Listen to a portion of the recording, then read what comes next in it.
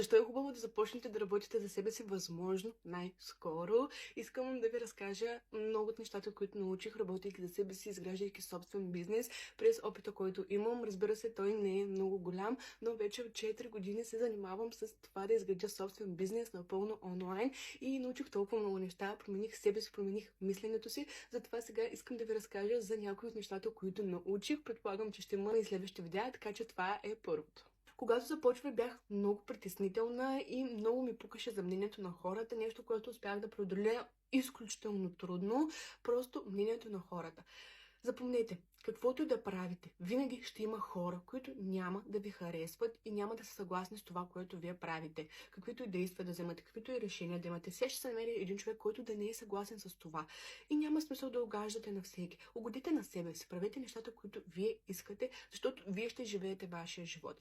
Мнението на хората няма да ви плаща сметките. Мнението на хората няма да гледа вашите деца. Вие ще го правите това нещо. Вие ще бъдете цял живот до себе си и вие ще живеете този живот. Затова живейте го по начин, по който на вас ви харесва. Нещата, които на мен до голяма степен ми помогнаха да спра да мисля за мнението на хората, е това, че се позволих да мечтая. Позволих се да запиша моите мечти, да запиша моите цели и оттам нататък просто започнах да действам за тях. Започнах да действам, да ги преследвам, да правя нещата, които на мен ми харесват. И тогава ще видите как изведнъж мнението на хората ще стане на по-заден план, защото вие пред себе си имате една много голяма цел, нещо, което наистина тук ви движи вътре. Искате да го постигнете, искате да го направите. Така че спрете да мислите за мнението на хората. Знам, че е много лесно да се каже, не става от днес за утре. Разбира се, става с всекидневни тренировки, но осъзнайте това, че вие сте единственият човек, с когото ще живеете цял живот. Никой друг няма да е цял живот до вас, така че направете така. В крайна сметка,